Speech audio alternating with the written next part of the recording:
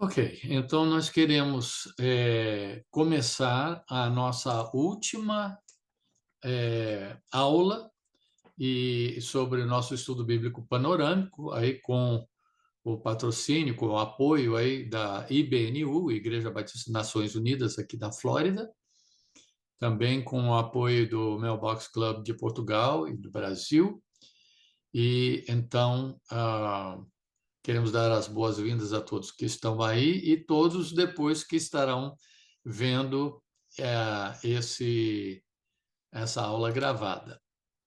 Nós agora já estamos na reta final, né? Já vimos aí, já começamos a ver essa última parte aí da aliança, da nova aliança em Cristo, e acabamos, a última lição, nós acabamos vendo sobre a ressurreição. Acabamos com a ressurreição de Cristo e a sua ascensão. Então, hoje, queremos ver a lição 13 e 14. Vamos começar com Atos e o Novo Testamento e um apanhado geral, porque o livro de Atos e o Novo Testamento normalmente são mais conhecidos. Então, a gente concentra um pouco mais no Antigo Testamento e também porque o centro da nossa fé, a nossa fé está centrada na pessoa de Cristo. Então, nós passamos 3 lições vendo aí sobre ah, o nosso Senhor Jesus Cristo e o seu ministério aqui na Terra. E por falar em Cristo, no Evangelho de Lucas, capítulo 24, realmente um capítulo, um dos meus prediletos aí dos evangelhos. Lucas 24, de 25 a 27, nós encontramos o seguinte: Jesus tinha aparecido para aqueles 2 discípulos no caminho para Emaús. E então, eles não sabiam ainda que era Jesus, e então eles estavam falando sobre a ressurreição e dizendo, as mulheres estavam dizendo lá que Jesus que Jesus havia ressuscitado e tal, mas a gente não está entendendo muito bem. Aí Jesus disse para eles, então lhes disse Jesus, ó nécios e tardos de coração, para crer tudo o que os profetas disseram. Porventura não convinha que o Cristo padecesse e entrasse na sua glória? E começando por Moisés, discorrendo por todos os profetas, expunha-lhes o que a seu respeito constava em toda a Escritura, as Escrituras. Então, é interessante a gente ver essa questão sobre Jesus no Antigo Testamento. Nós vimos várias coisas que apontavam para a vinda do Messias, e Jesus então Jesus teve que esclarecer, teve que explicar essas coisas para esses discípulos, e chamando-os de tardios de coração. O fato é que nós não podemos criticar esses discípulos, porque aquilo tudo era uma novidade tremenda, estavam passando aquilo, nunca tinham visto algo assim em toda a sua vida, e nós agora, 2000 anos depois de muitas vezes crescermos no Evangelho, estudarmos a palavra de Deus, e muitas vezes nós ainda custamos a colocar isso em prática. Então, eu, por exemplo, sou uma pessoa bem mais teórica do que prática, e muitas vezes a gente tem um conhecimento bíblico maior, mas no dia a dia a gente tem que buscar a misericórdia de Deus, realmente o poder do Espírito Santo controlando nossas vidas para pôr essas coisas em prática. Então, vamos com esse espírito realmente humilde, né, diante de Deus, sabendo que sozinhos e com a nossa capacidade nós não vamos chegar a lugar nenhum. Dependemos de Deus e do Espírito Santo que vive em nós para realmente nos iluminar, mas também para nos capacitar a viver a vida cristã. Então, não adianta um monte de teoria que a gente está passando aqui, se a gente não pegar esse conhecimento, essa teoria e aplicar para as nossas vidas. E isso aí, cada um terá que fazer isso diante de Deus. Bom, então nós agora estamos olhando, já vimos aí Mateus, Marcos, Lucas, João, por alto aí com a vida de Cristo, né? E então os evangelhos vimos aí e queremos agora comentar um pouquinho sobre Atos, porque com a ressurreição de Cristo, a sua ascensão, nós sabemos que entre a sua ressurreição e a sua ascensão se passaram 40 dias, que ele passou com os discípulos. E, aliás, ele passou 40 dias com os discípulos. Entre a ressurreição e a ascensão, na verdade, foram 50 dias, tanto que chegamos a Pentecostes, né? Que significa 50, né? Pentecostes, aquela festa das semanas, né? 7 semanas, 7 vezes 7, 49, mais um dia, e então chegamos a Pentecostes, que nos abre aí essa nova história aí com a inauguração da igreja. Então, vamos ver um pouquinho mais sobre isso mais adiante, mas lembrando daquelas festas do Senhor, elas se aplicam completamente à ressurreição de Cristo, né? Cristo é a primícia dos que dormem, e depois a festa de Pentecostes, 50 dias depois.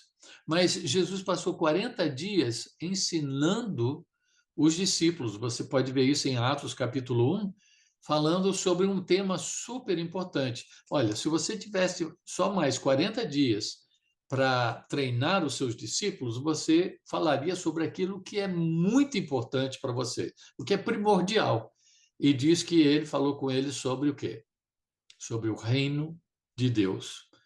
Agora, o reino de Deus, nós depois, se Deus quiser, nós vamos querer estudar também, mas com o grupo, mas o fato é que o reino de Deus é muito abrangente e tem um aspecto que eu creio que Jesus concentrou mais dentro desse aspecto do reino de Deus, que foi a agência do reino sobre a terra depois que aquilo passou de Israel para a igreja. Então, a agência sendo, do Novo Testamento em diante, sendo a igreja de Cristo, né? Então, ele preparou seus discípulos, ensinando sobre o reino e, ao que tudo indica, faria todo sentido, concentrando no aspecto da igreja que em poucos dias seria inaugurada com o derramar do Espírito Santo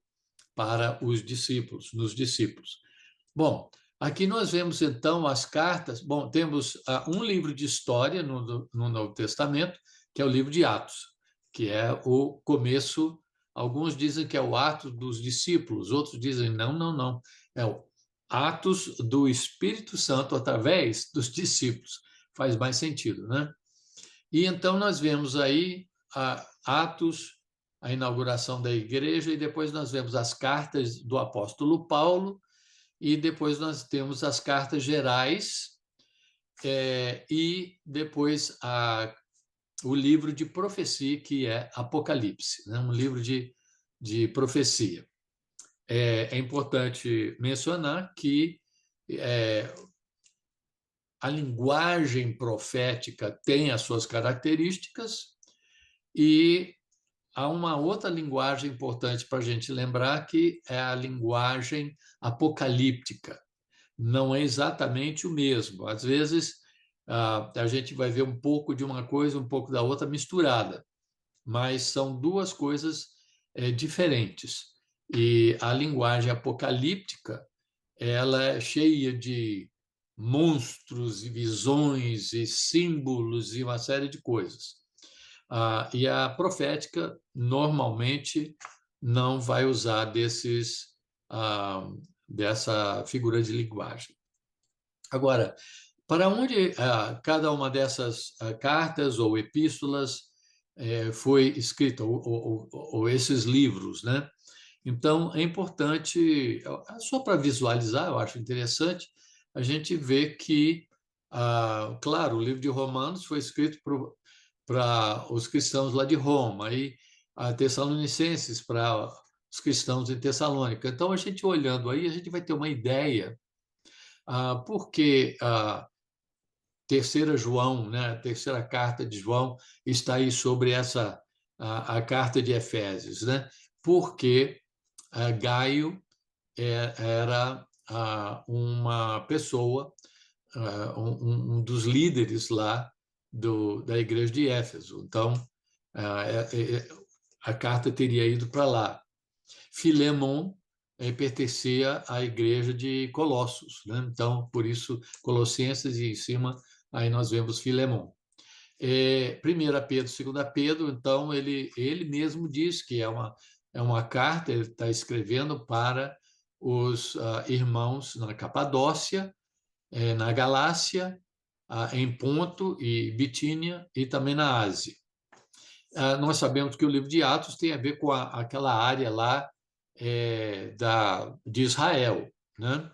E então os evangelhos então aí do lado aí dessa área aí do mapa aí que tem a ver com Israel. E Apocalipse está colocado aí debaixo dessa ilhazinha aí de Patmos, não porque tenha sido escrito para o pessoal de Patmos, que era uma colônia de prisioneiros, mas foi escrita lá, e então para os cristãos em geral, mas especialmente para as 7 igrejas da Ásia Menor, né? E então os outros livros nós não temos, às vezes eles não falam para quem, ou é uma coisa mais geral, e nós temos o livro de Tiago, que diz que é para os irmãos na fé que estão na dispersão, que então seria o pessoal que se dispersou de Jerusalém para outras áreas do mundo do Império Romano daquela época. Aqui nós temos mais ou menos temos as datas, né, que os estudiosos, claro, existem ideias que têm um pouco de conflito entre uma ideia e outra, mas, em geral, essas são as datas. Por exemplo, alguns dizem que 1 Tessalonicense foi escrita primeiro, que foi a primeira carta que o apóstolo Paulo escreveu. Outros dizem não, foi Gálatas. Você pode ver que as datas estão bem parecidas aí. Gálatas, de acordo com esse estudo aí, teria sido escrita entre 49 e 52 depois de Cristo, anos depois de Cristo. Onde então seria as igrejas da Galácia, né? Então Gálatas aí nessa área aí que hoje seria a Turquia, né? Então aí vocês podem olhar e ver de relance mais ou menos quem era o imperador romano na época, e podem ver a carta que foi escrita e o ano mais ou menos em que foi escrito. Você pode ver que os evangelhos vieram depois. Lucas, no ano entre 60 e 62, Mateus, 64, entre 64 e 70. Então, vieram depois das cartas do apóstolo Paulo. Uma coisa interessante é que a igreja simbolizada aí por essa estrutura aí, que obviamente a igreja primitiva não tinha essa estrutura, mas só para questões assim de simbolizar a igreja, não foi algo que foi profetizado no Antigo Testamento. Nós vamos ver algo que Paulo fala sobre isso daqui a pouquinho, mas essa figura aí na esquerda representa o profeta Isaías. E é interessante que a visão que os profetas tinham, como Isaías, por exemplo, quando ele viu o Messias, a vinda do Messias, ele viu o nascimento de Cristo e depois Cristo reinando sobre a terra, como rei sobre a terra. Mas ele não via, como que ele via o topo de um monte e depois do outro, e o vale entre uma coisa e outra ele não via. Não foi mostrado para ele. o mistério da igreja, né, que haveria entre o nascimento de Cristo e o seu reinado, haveria toda uma história, né, até agora, 2000 anos, né, de história da era da igreja, e só depois, então, a segunda vinda. Então, Paulo chamou isso de mistério. Na palavra de Deus, mistério significa o quê? Algo que ainda não havia sido revelado. Algo que Deus, naquele momento, então, iria revelar pela primeira vez. Então, Paulo diz: a intenção dessa graça era que agora, mediante a igreja, a multiforme sabedoria de Deus se tornasse conhecida dos poderes e autoridades das regiões celestiais, de acordo com o seu eterno plano que ele realizou em Cristo Jesus, nosso Senhor. Então, ele chama isso lá em Efésios 3, de 2 a 12, de um mistério que não foi dado a conhecer aos homens de outras gerações. Os propósitos da igreja, nós podemos ver, nós podemos chamar isso de um modelo de Atos, né? Lá no final do capítulo 2, aí não está a referência, mas a referência seria Atos capítulo 2, lá no finalzinho, eu creio que é a partir do versículo 42 em diante, não me lembro exatamente agora, mas o final do capítulo 2 de Atos fala sobre como que as pessoas então iam e menciona, se você olhar lá mais de perto, vai ver que essas 4 áreas, ou na verdade 5 áreas, estão mencionadas de uma forma ou outra aí. Então, nós temos isso aí como que no formato de uma cruz. O pastor Rick Warren, ele nos lembrou disso aí, foi algo, não é que ele inventou, ele pensou nisso primeiro, mas ele refinou a ideia e colocou mais detalhes. Então, nós temos como que um aspecto vertical da nossa fé e do propósito, dos 5 propósitos da igreja, e nós temos uma questão aí horizontal. E isso, então, fazendo o formato da cruz. Então, realmente, a cruz é um logotipo fantástico, tão simples, né, de fazer, mas se a gente parar e pensar do que representa, além da morte de Cristo em nosso lugar, representa os 5 propósitos da igreja. Então, nós temos na linha, vamos ver verticalmente, em termos da nossa relação com Deus, a igreja se relaciona com Deus através da adoração, lá em cima, através da adoração. Então, o nosso relacionamento com Deus é de criatura para criador e é de adoração, de dedicação completa e total. E a relação de Deus para com a gente de certa forma, nós podemos dizer, de nos discipular, de não só nos salvar, mas nos discipular e de nos ensinar. Então, a Bíblia é uma carta de amor de Deus para a gente e é um manual de instruções para a gente, né? Então, Deus está como que nos ensinando a viver de acordo com a vontade dele.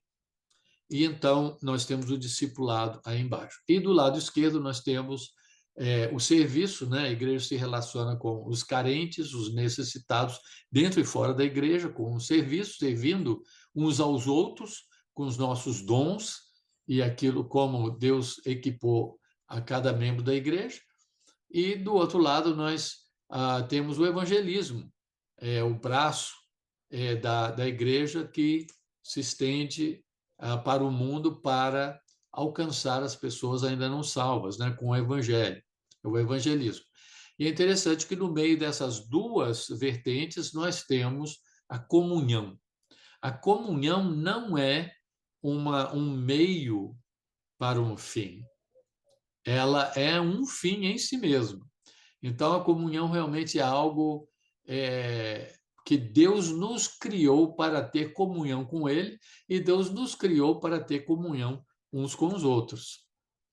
Nós temos, então, no livro de Atos, nós temos duas personalidades principais aí na história da igreja. A primeira sendo o primeiro líder, sendo Pedro, né? Que então pregou no dia de Pentecostes e 3.000 pessoas se converteram. Então, Pentecostes significa o dia da colheita, e então 3.000 almas aceitaram a Cristo naquele dia com a pregação dele. Nós temos aí, então, um resumo, o livro de Atos aí com um vislumbre, né, daquilo que aconteceu em cada capítulo, a coisa principal aí. Nós podemos ver essa primeira parte mais em amarelo aí, até o capítulo 12, realmente o apóstolo Pedro, que era foi o primeiro líder da igreja, sendo como que destacado. E depois, do capítulo 13 ao 28, nós temos o apóstolo Paulo, que foi, claro, sem contar com Jesus, o próprio Jesus, humanamente falando, o apóstolo Paulo foi o maior missionário que jamais existiu, né? E ele não só foi um missionário com tantas habilidades, com tanto poder espiritual, tanta autoridade espiritual, mas também foi um exímio escritor. Quando a gente lê os livros, as cartas de Romanos e outras cartas, a gente fica, eu acho que cada vez que a gente lê, a gente fica surpreso como aquilo impacta a vida da gente. É impressionante. Bom, então o apóstolo Paulo, né, que teve aquela experiência de conversão no caminho para Damasco, e depois, então, Ananias orando por ele, ele tinha ficado cego, e Ananias orando por ele, e Deus usando o apóstolo Paulo, preparando o apóstolo Paulo para a sua missão primordialmente entre os gentios, mas ele sempre ia, a metodologia dele era sempre ir primeiro, chegava lá para os judeus e falava primeiro com eles. E se eles rejeitassem, ia na sinagoga. Se eles rejeitassem, aí ele ia para os gentios. Aí nós podemos ver as datas das suas viagens missionárias e a sua vida aí depois. Paulo é martirizado provavelmente no ano 67. Depois, no ano 70, o templo lá de Jerusalém foi destruído pelos romanos. Então, nós temos aí a primeira viagem do apóstolo Paulo. A igreja de Antioquia, a igreja principal era em Jerusalém, mas a igreja em Antioquia despontou como uma igreja muito missionária, e o apóstolo Paulo lá, depois com Barnabé, depois com Silas, eles então foram levando, depois assim, o próprio Espírito Santo dizendo: separa para mim Paulo, ou Saulo, né? E Barnabé. E eles então foram na primeira viagem missionária, depois partindo de lá também na segunda viagem missionária, partindo mais uma vez de lá. Na terceira viagem missionária, e podemos dizer que essa viagem, essa quarta viagem, foi uma viagem missionária, apesar de que ele já estava preso e eles foram para Roma. Mas Deus usou o apóstolo Paulo, mesmo nessa viagem, para realmente alcançar vidas para o reino de Deus. Aí nós podemos ver todas as viagens aí para ter uma ideia do dinamismo e da complexidade aí dessas viagens do apóstolo Paulo. Agora nós queremos entrar no no livro de Apocalipse e concentrar um pouco mais aqui, porque, na verdade, o livro de Atos e os escritos do apóstolo Paulo, as cartas, as epístolas gerais e tudo isso, eu creio que nós concentramos muito nessa parte como igreja e seria de toda a Bíblia provavelmente a área que a parte da Bíblia que a gente mais conhece. Então, creio que não é necessário ficar entrando em muitos detalhes aí nisso aí.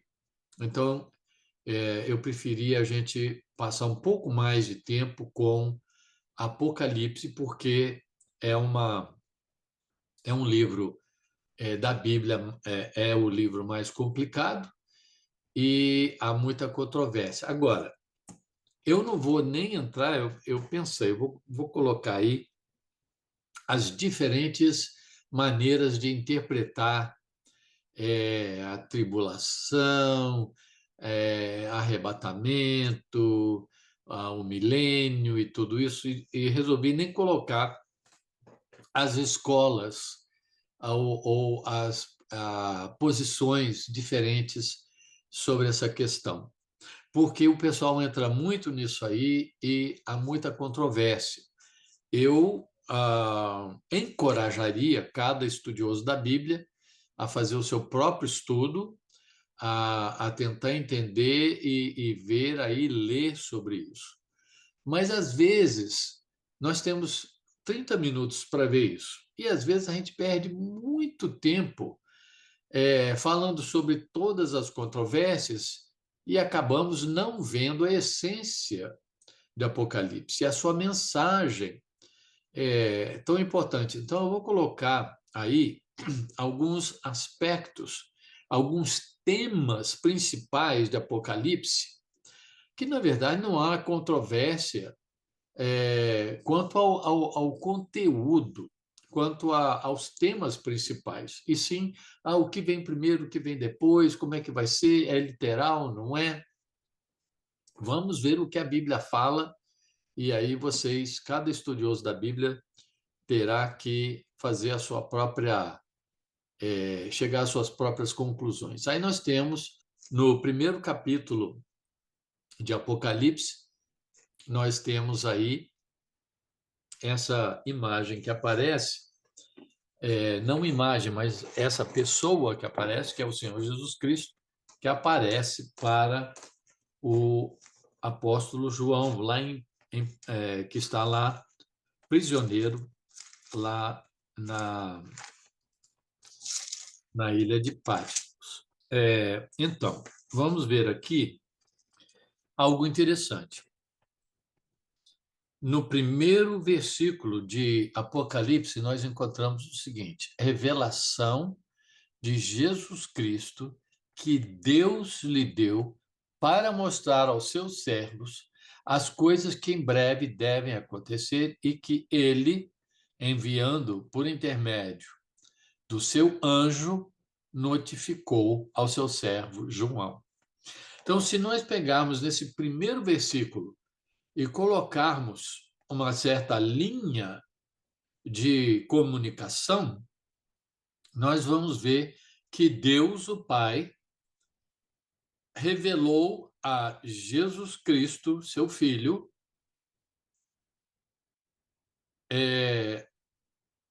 que então passou, e Jesus então passou a responsabilidade dessa comunicação para o seu anjo, e o seu anjo, então, ele mandou o seu anjo e ele, então, fez essa coreografia, esse quase que um filme, né?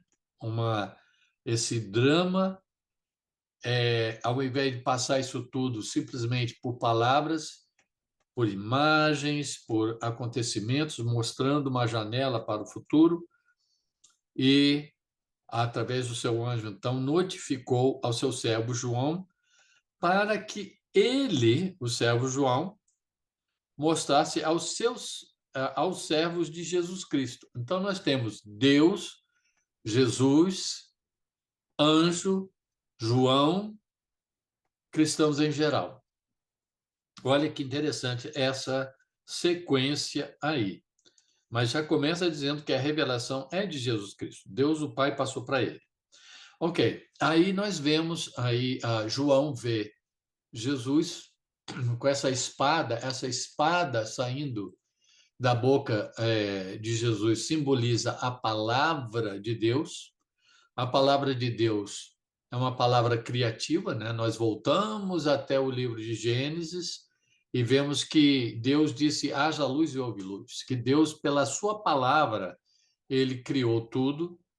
E a palavra de Deus, ela não só cria, mas ela julga. Então, ele vai destruir os seus inimigos no final dos tempos, quando ele voltar, Apocalipse 19, ele vai, então, uma espada saindo da boca dele vai destruir o inimigo. Ou seja, ele vai dar um comando e acabou. Em Daniel, e é importante para a gente entender Apocalipse, a gente conhecer bem o livro de Daniel. Em Daniel fica muito clara a soberania de Deus sobre todos os reinos da terra. E então, essa soberania a gente vê que Deus exerce através da sua palavra. Deus dá um comando e acabou-se. Ninguém vai conseguir, ninguém consegue frustrar os planos de Deus. E Cristo então aparece e 7 candelabros aparecem e depois 7 estrelas na mão de Cristo. E Cristo, então, ele explicando o que significa isso, já nos dá a entender um método de interpretação do livro de Apocalipse, ou seja, que é coisa simbólica. Mas nós devemos, em termos de hermenêutica, do estudo, da interpretação de textos e do texto bíblico, a gente, se a coisa é literal, devemos entender literalmente. Se a coisa é simbólica, devemos entender simbolicamente. Então, se a Bíblia fala, se Apocalipse fala de uma espada saindo da boca de Cristo, obviamente que isso é simbólico, e ele nos dá, então, essa ideia de como interpretar esse simbolismo. Então, nós temos em Apocalipse o número 7 aparece bastante, né? São 7 igrejas. Só esses 2 capítulos, né? 2 e 3, capítulos 2 e 3 sobre as igrejas, já é algo que vale a pena se fazer um estudo bem detalhado nas igrejas. Por quê? A gente vê o aspecto bastante sério e exigente do nosso Senhor. Falamos muito da graça de Cristo e devemos fazer isso. Falar da graça dele. Não fosse a graça de Deus, estaríamos realmente sem esperança nenhuma. Mas temos que lembrar também que Jesus leva muito a sério a questão da igreja, a questão da nossa vida, em particular, vida particular e da nossa vida diante dele. Então, o que ele tem a dizer a cada uma dessas igrejas, alguns dizem, essas igrejas representam as igrejas diferentes nas diferentes épocas, daquela época até hoje. A igreja de Laodiceia, por exemplo, seria a igreja de hoje.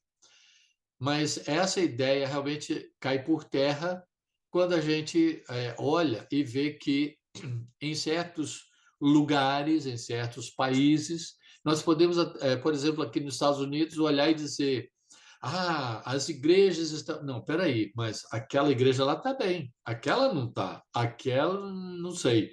Então, cada igreja é um caso diferente. Aqui, Jesus deu um retrato de possíveis problemas que as igrejas podem ter em qualquer momento da história, eu creio. Então, 7 significa algo completo, nós vamos ver isso mais adiante aí. E então, essas igrejas aí representam todas as igrejas de todos os tempos. Não que os problemas que eles têm representam todos os problemas detalhadamente, mas, a grosso modo, em termos assim de características gerais, podemos dizer que sim. Bom, onde fica, então, a ilha de Patmos? Aí vocês podem ver a ilha de Patmos e aí vocês podem ver também a localização das 7 igrejas. E a ideia é que, subindo de Éfeso, e nessa ordem que aparecem as igrejas, né, subindo, depois Esmirna, Pérgamo, Tiatira, Sardes, Laodiceia. Então, nós temos como que um caminho aí, talvez assim, porque os escritos do apóstolo João seguiram, quem sabe, nessa mesma ordem aí. Bom, nós temos, só para entender por alto a situação das igrejas, nós temos aí a avaliação positiva, todas elas receberam uma avaliação positiva, menos Laodiceia, a última. A avaliação negativa, Éfeso, você está muito bem aqui e ali e tal, mas vocês perderam seu primeiro amor. Então, a avaliação negativa também. A Esmirna não tem uma avaliação negativa, Pérgamo, Tiatira, Sardes tem, depois Filadélfia não tem uma avaliação negativa e Laodiceia tem uma avaliação negativa. Todos eles receberam um aviso e todos eles receberam uma promessa de galardão, e nós podemos aplicar esses galardões aí para as nossas vidas. Então, não é que aquele galardão oferecido para Éfeso não valesse para as outras igrejas. Sim, vale, mas dizendo para Éfeso esse aspecto, depois para Esmina outro, Pérgamo outro, nós podemos juntar aquilo tudo, são 7 igrejas, então nós temos a totalidade dos tipos de galardão que os vencedores receberão. Provavelmente tudo indica, quando houver a ressurreição.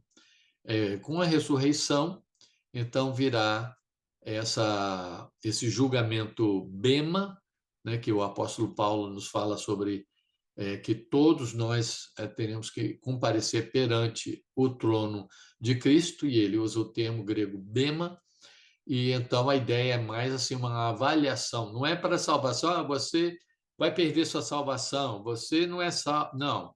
É o pessoal salvo aparecendo lá para ser julgado, a gente diria, talvez hoje em dia, para ser avaliado, né? Para ver que tipo de galardão receberá. Nós podemos ver aí, são várias ideias diferentes de como organizar o livro de Apocalipse. Então, aqui nós temos várias ideias. Alguns, se você olhar do lado, né, vai ter que virar a cabeça um pouco aí para ver, onde ele diz em Apocalipse 1:19, ele fala sobre, escreve essas coisas, primeiro, lá em cima, as coisas que tens visto, depois as coisas que são, e depois as que depois dessas hão de suceder. Então, 3 maneiras de dividir Apocalipse, né, no presente e no futuro. Outra maneira de dividir o livro de Apocalipse é através das visões. Então, nós temos a primeira visão, nós temos a segunda visão, a terceira visão e a quarta visão. Vocês podem ver aí.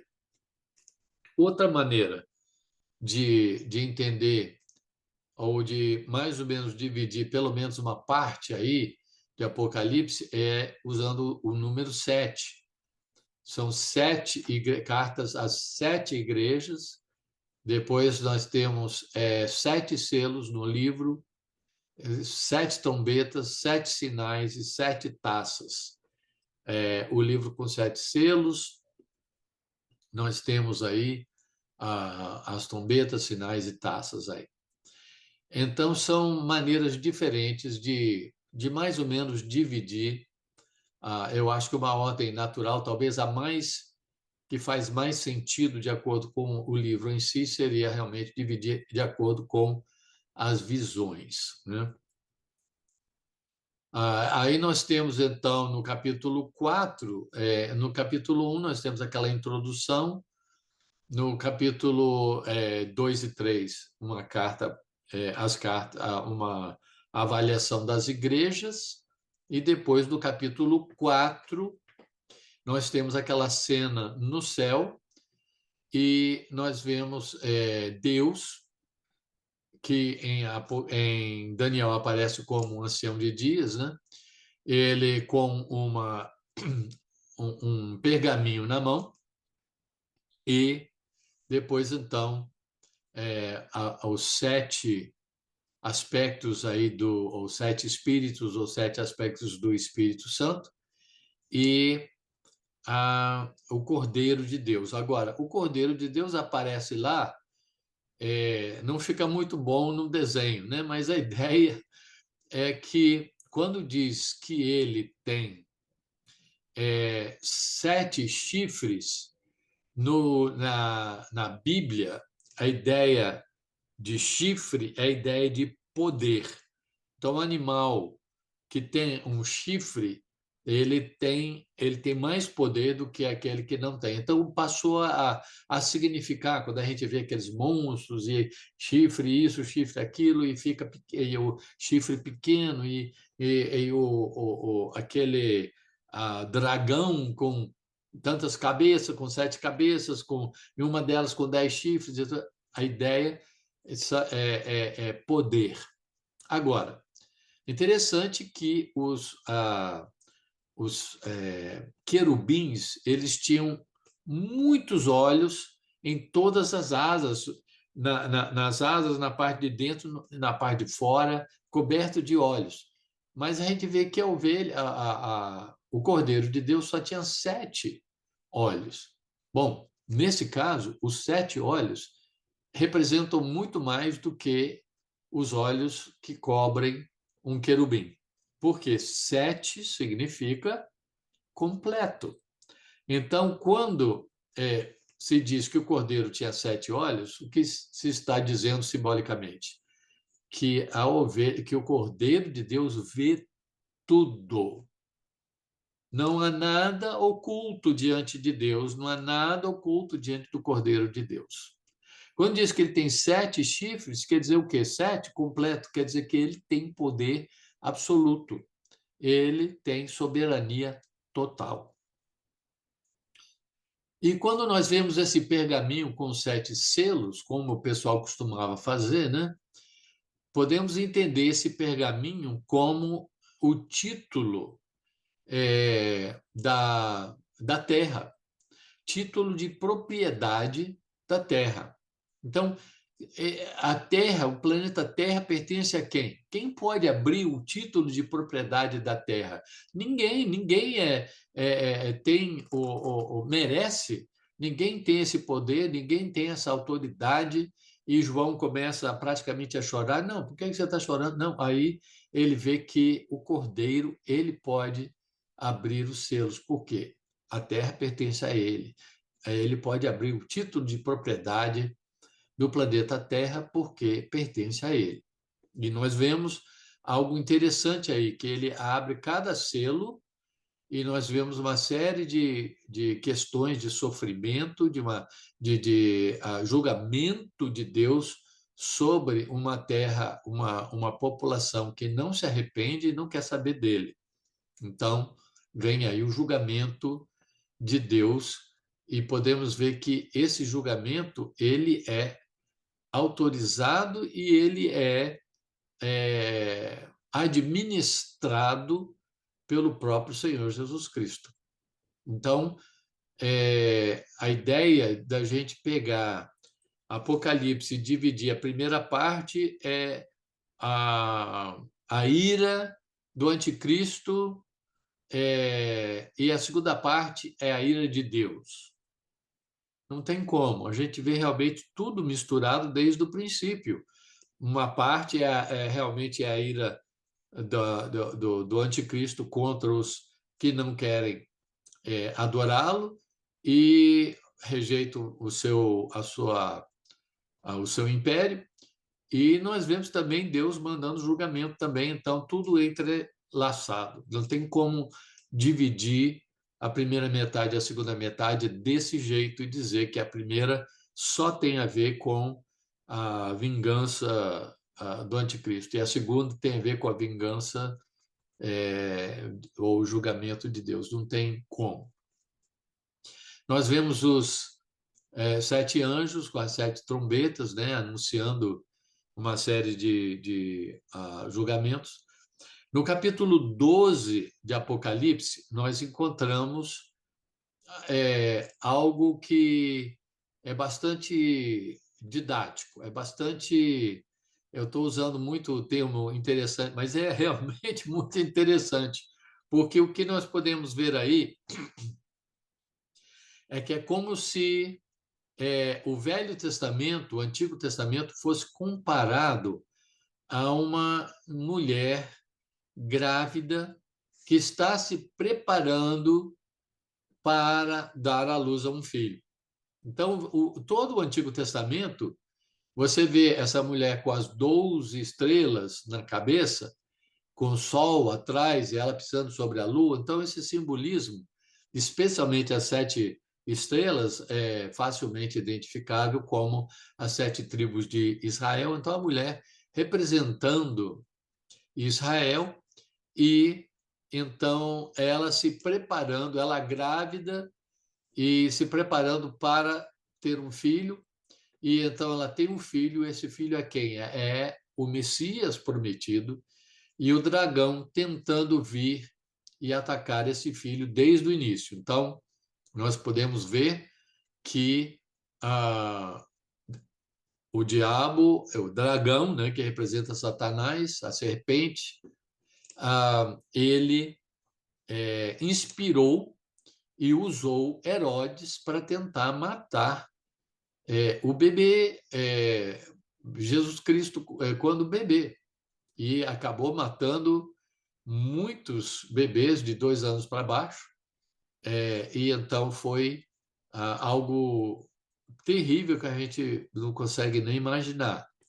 Mas então o dragão sempre tentando atacar a Cristo, até quando Jesus estava na cruz, o pessoal passando e dizia: se você for mesmo o Filho de Deus, desce dessa cruz. Então, até lá, tentando a Jesus para ele buscar o caminho mais fácil e mostrar para todo mundo e sair daquele plano que ele tinha de morrer, de se sacrificar em nosso lugar.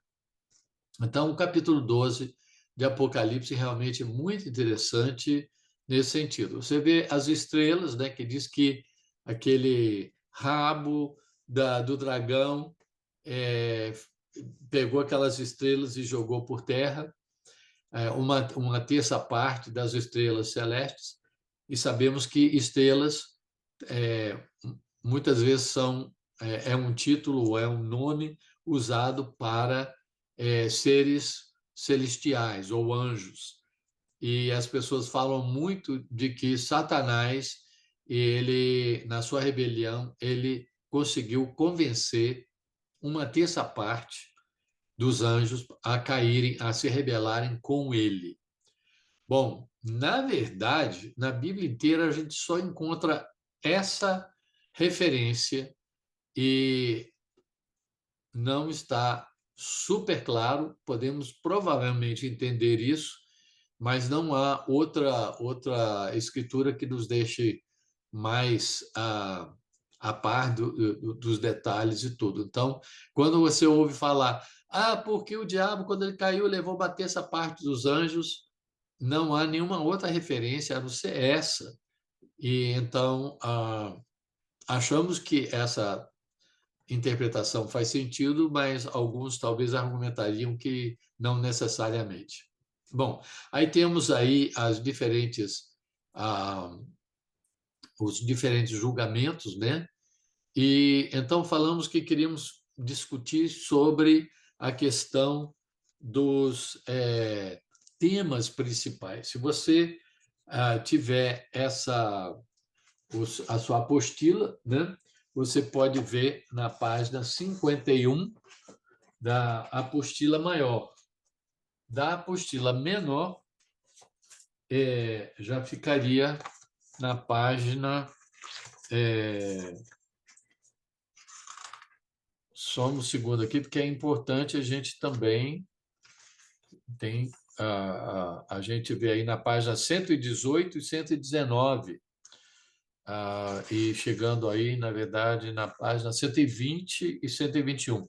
Na página 121, nós temos aí, né, do manual, lá do Brasil, o Cordeiro de Deus, o título mais usado para Jesus em Apocalipse, aparece 31 vezes no livro. Jesus, ou Jesus Cristo, aparece 14 vezes, Rei, 3 vezes, Senhor, 21 vezes, Deus, por outro lado, aparece 82 vezes. Como Cordeiro, Jesus é aquele que se sacrificou pelos nossos pecados de uma vez por todas, dando-nos acesso ao Pai. Então, nós temos aí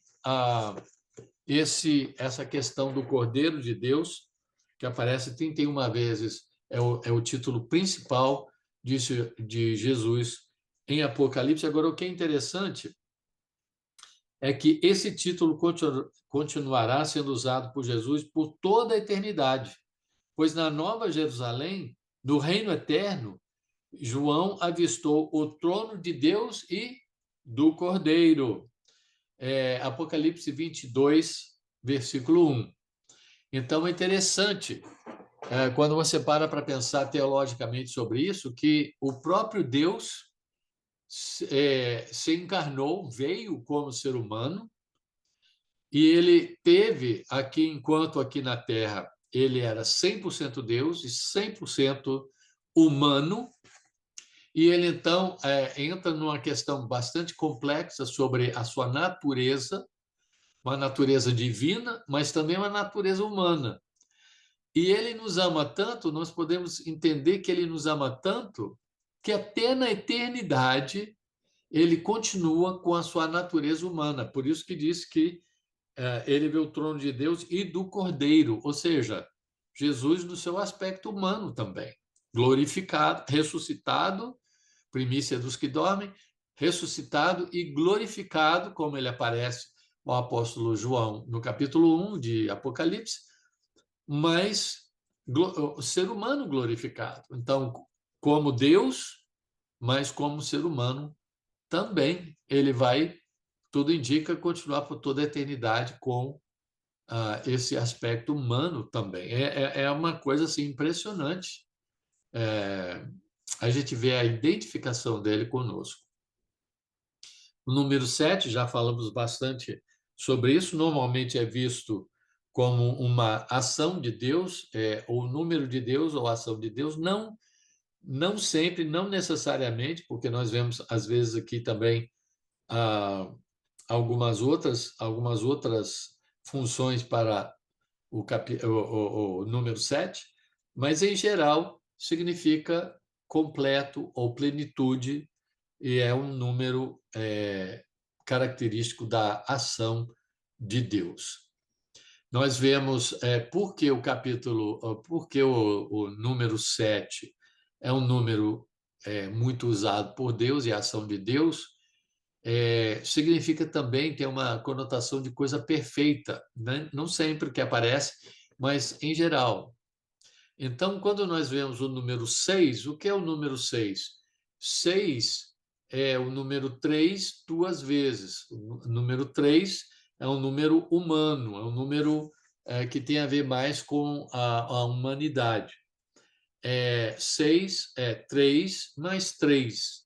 Mas olha só, 3 mais 3 são 6, 6, mas não chega a 7. Então, é um falso Deus, é uma deidade que ficou aquém. Ele quer ser Deus, mas não é.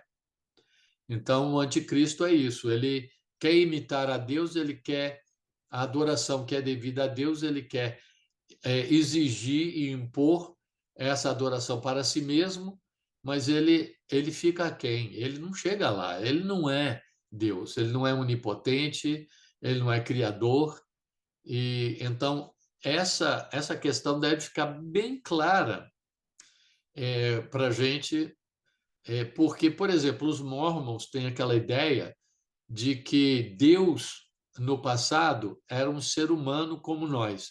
E que nós, se a gente fizer tudo direitinho, do jeito que manda o figurino deles lá, que nós vamos passar a ser deuses, e nós vamos ser Deus de um planeta tal, e outro vai ser planeta de outro, Deus de outro planeta. Bom, a Bíblia deixa claro que existe uma diferença fundamental entre Deus, o Criador, e aquilo que ele criou, a criatura. A criatura, o nosso alvo é a gente ficar cada vez mais semelhante a Cristo. Mas nós nunca vamos ser Cristo. Nós vamos ser cada vez mais, se a gente se desenvolver como ele, mas nunca seremos ele. Nós jamais vamos chegar ao ponto onde a gente pode aceitar a adoração ou glória. A glória e a adoração pertencem a Deus. Ponto final. Essa questão do arrebatamento da igreja é uma questão muito importante, hoje em dia talvez mais relevante do que nunca, mas é também um dos aspectos mais controvertidos em termos especialmente da sua cronologia, né? Quando que vai acontecer o arrebatamento da igreja? Eu acho que vale a pena fazer um estudo só sobre essa questão do arrebatamento, porque ela é muito complexa e a Bíblia ela não dá muita direção bem específica. Então, por isso é que o pessoal fala, então falou isso, vai para lá. Ah, não, mas também falou aquilo, aí vai para lá. Então, aqui nós não temos como entrar nesse debate, não temos tempo para isso. Agora, então, vejamos que outro tema é a tribulação ou a grande tribulação. A ideia da tribulação é que a tribulação começa, a tribulação baseado na 70ª semana de Daniel, né? Então seriam 7 anos dividido em duas partes, 3 anos e meio, 3 anos e meio, ou 42 meses e 42 meses. Então, nós temos aí o princípio das dores, que eu achava que vinha antes da tribulação, mas se a gente comparar com Mateus 24, onde Jesus fala sobre o final dos tempos, então a gente vê que algumas coisas que ele fala já estão dentro da tribulação em si. O princípio das dores, então, parece que começa já dentro de quando começa a tribulação do início desses 7 anos. No meio da tribulação, então, vem a abominação da desolação, da qual falou o profeta Daniel e Cristo citou, e aí começa, então, a grande tribulação. A coisa fica bem pior daí para frente, e Deus, então, corta esse tempo de forma a limitar essa destruição que virá nesse momento, porque senão nenhuma carne sobreviveria. E depois, então, não exatamente depois, mas misturado com tudo isso aí, o dia do Senhor. Nós vamos ver como isso aí, o que é o dia do Senhor. Nós vemos, temos umas palavras código que aparecem na Bíblia. Por exemplo, em Joel 2, de 31 a 32, diz: o sol se tornará em trevas e a lua em sangue, antes que venha o grande e temível dia do Senhor. Aí eu coloquei um pouco do outro versículo também em Joel. Joel 2,32, a primeira parte, que diz: e todo aquele que invocar o nome do Senhor será salvo. Algo que o apóstolo Paulo cita. Olha o contexto, é o dia do Senhor. Muita gente fala, aquilo que está segurando o anticristo é o Espírito Santo. Deus vai levar o Espírito Santo, e aí, então, eu creio que não é isso, porque haverá pessoas que aceitarão a Cristo durante a tribulação. E tanto que Joel 2:31, 32 está dizendo: todo aquele que invocar o nome do Senhor será salvo. E está falando sobre o dia do Senhor. Então, esse é o... ah, eu não sei o que foi essa coisa que entrou aí. Então, vamos lembrar que até durante a tribulação as pessoas podem se arrepender e aceitar Cristo, apesar de que a maioria não fará isso, né? A maioria não fará isso. E depois nós temos o outro grande tema, que é a segunda vinda de Jesus, né? E o começo do reino milenar. Então, esse essa questão aí da segunda vinda, nós podemos ver em Apocalipse 19, Cristo volta num cavalo branco, e a ideia é que ele vem como Rei dos Reis e Senhor dos Senhores, com a coroa, ou várias coroas na cabeça, e ele vem para reinar. Ele chega no contexto daquela guerra, né, final, né, de Apocalipse, o Armagedon, e acaba rapidamente com o ataque a Israel e uma série de coisas. E se você quiser saber um pouco mais sobre esse aspecto, há um capítulo inteiro da Bíblia que é muito direto sobre a segunda vinda e o que vai estar acontecendo aí. Pasmem, esse capítulo fica no Velho Testamento. Zacarias 14, o último capítulo de Zacarias, fala da segunda vinda de Cristo. É impressionante essa questão aí. E no capítulo 19, outras partes de Apocalipse, outro tema são as vestiduras de linho fino, branco e puro, que tem a ver com a retidão, com a justiça que nos foi creditada através de Cristo e que tem a ver com as boas obras ou ações que nós devemos fazer uma vez salvos. Não conduzem à salvação, mas devem ser praticadas depois. E então nós temos, depois disso, o outro grande tema, e com isso estamos terminando, é o milênio, ou 6 vezes repetido aí a era messiânica, 6 vezes repetido o fato de que durará 1000 anos. Aqui nós temos uma representação da parousia. O que é parousia? O grego, a ideia da volta de Cristo. É o processo da vinda, da chegada, do advento, da presença de Cristo.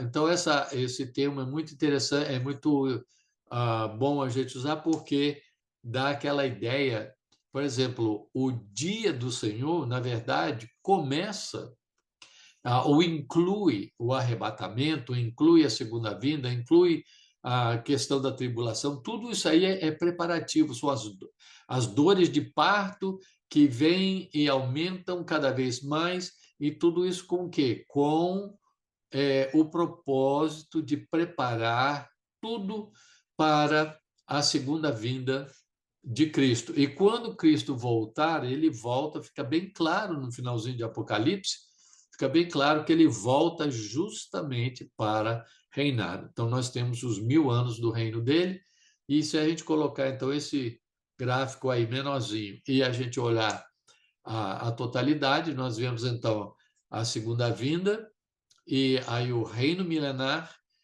Satanás é atado ou é preso por 1000 anos, depois ele é solto por um tempinho, e aí ele e os rebeldes que forem atrás dele, aquelas pessoas que nascerem durante o milênio, muita gente vai nascer, são 1000 anos, onde as pessoas vão viver até os 100 anos de idade com toda a facilidade. Quem morrer com 100 anos de idade, o pessoal vai dizer, gente, mas morreu tão jovem, né? Então, mas as pessoas que entrarem no reino, se você vê em Mateus 25, 31 em diante, são as ovelhas, são as pessoas salvas. Mas aí depois essas pessoas vão ter filhos e filhas, e então essas pessoas depois vão ter que sair de cima do muro, vão ter que fazer uma decisão em aceitar a Cristo. Então, por isso o diabo será solto rapidamente, e aí isso aí vai forçar aquela decisão das pessoas. Depois disso, então, vem o juízo final, o juízo do grande trono branco, e que é realmente, não é, entendemos que não é para os salvos, é para os não salvos, para explicar por quê que foram condenados, e então o inferno será jogado no lago do fogo, de enxofre, e aí então a nova terra será criada, uma nova terra, novo céu, nova terra e uma nova Jerusalém. Essa nova Jerusalém vindo do céu para a nova terra, e daí em frente então o reino eterno. Então nós temos um futuro realmente marcante pela frente. É difícil, ou talvez impossível, a gente imaginar.